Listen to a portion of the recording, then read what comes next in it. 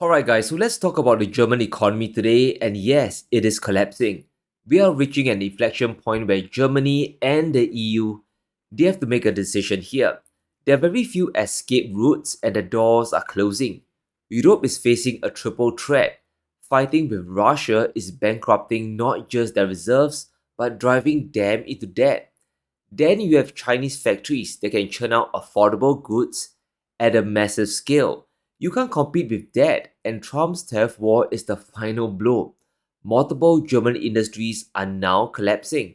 Bosch cutting away 13,000 workers, that's a signal that the auto industry, they are at the brink. In addition to that mess, Volkswagen is also going to scale back their production because demand simply isn't there. And here's a number to blow your mind away. Germany's auto sector lost over 50,000 jobs over the past 24 months. They shifted too late towards electric vehicles, and German brands they are still behind the 8 ball, especially against the Chinese. Then you have higher energy bills by cutting away Russian energy, plus Trump's 20% tariffs. The collapse is only gonna get worse.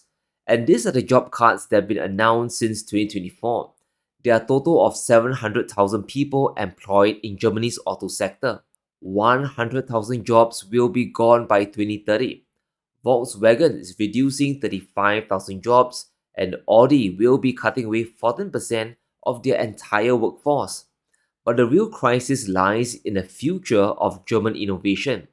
Bosch and Continental will be cutting away manpower at key units in R&D and automated driving.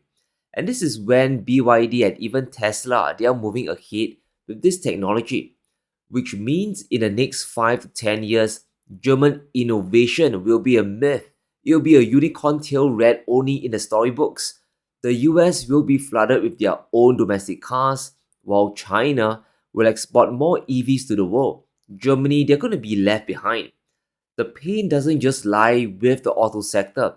When you cut away cheap energy from Russia and you pledge to buy US LNG, how can you compete against other manufacturing economies? Europe has pledged $750 billion to buy US energy. And sure, there are a lot of technical issues and limited supplies, but you better best believe that Trump is going to get his pound of flesh. US LNG is 4 times the cost of Russian piped natural gas. That's an incredible value gap, and it's going to cripple EU industries, especially Germany. You are literally running backwards at this point. The US has their own abundant supply, China and BRICS, they're getting discounted gas from Putin. And that's why European industries they are sinking deeper and deeper into the mud.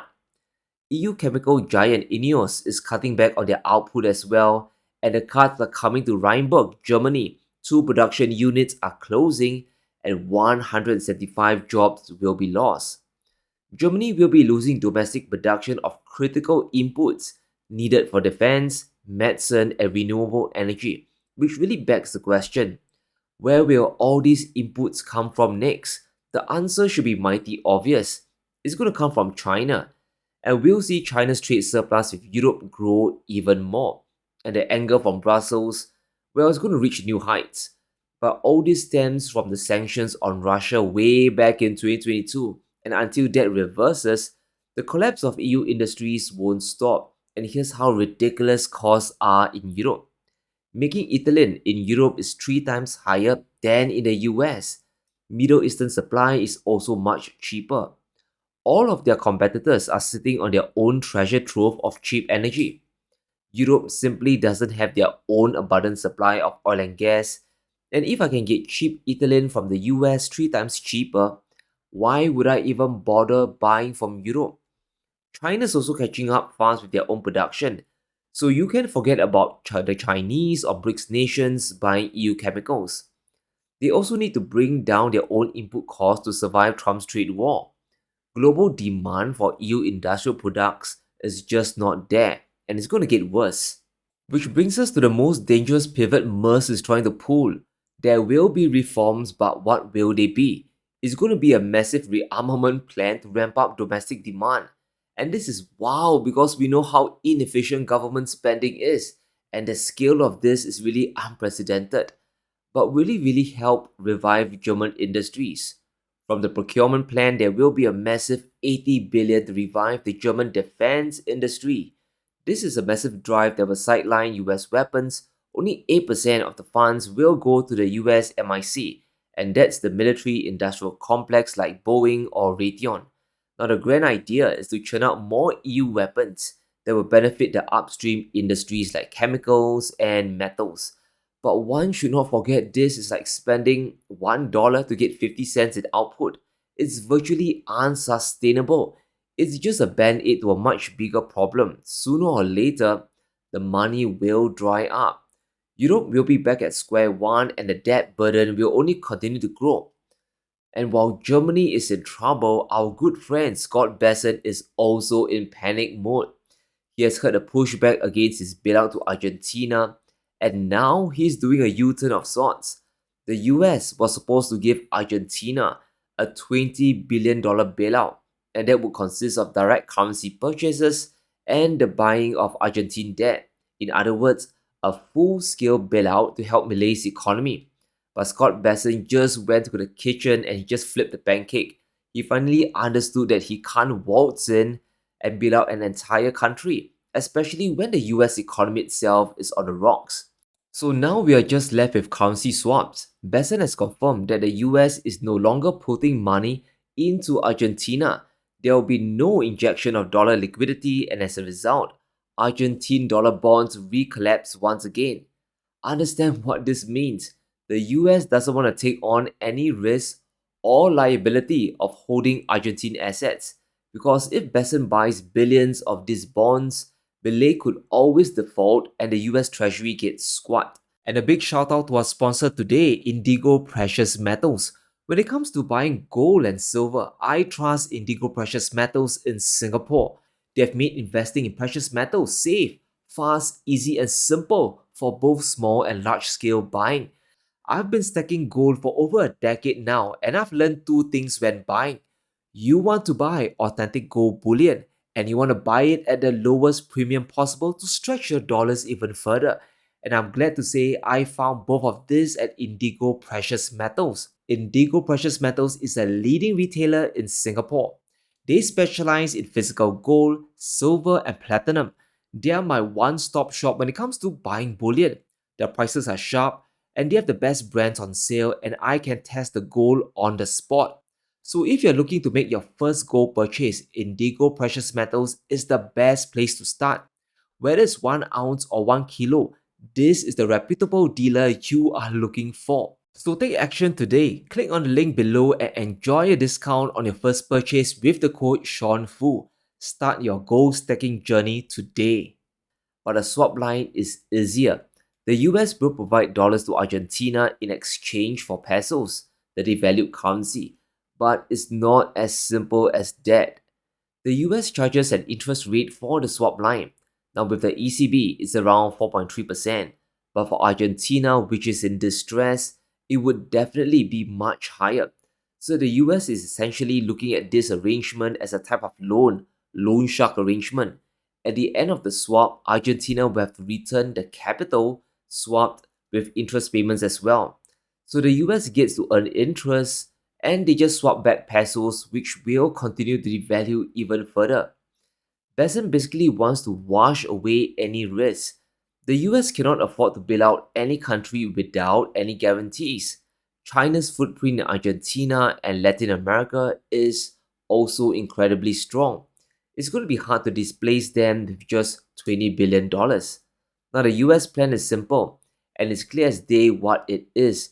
Trump is trying to shore up local US industries, and he just can't focus on globalizing the world.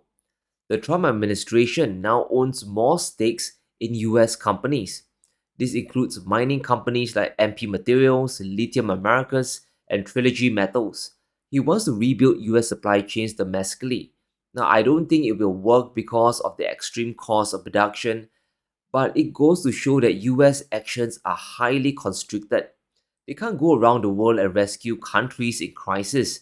The trade war has trapped the US as well. It's going to be unthinkable to give Argentina $20 billion in rescue money without any guarantees at all.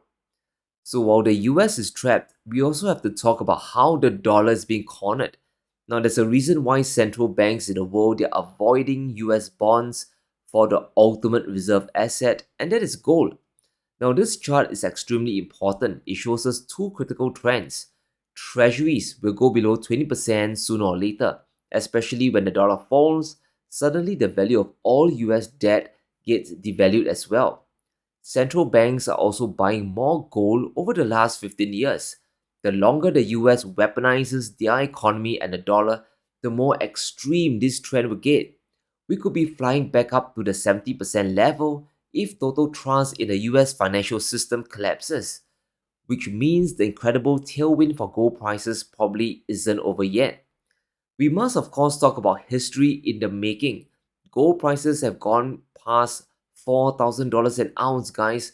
We are now at an all time high, breaking well past the previous inflation adjusted record. And very soon, gold might just return over 50% this year. Now, that's incredible. And if you're holding bullion, gladiators, I salute you for staying the course.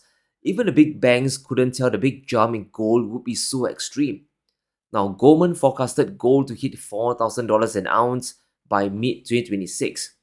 Well, we have obviously broken past that barrier, and the next target is 4,300 by the end of 2026. And this bump all has to do with private interests. Now, we know central banks they've been buying gold fiercely, especially the BRICS countries and China. They are basically done with US bonds at this point.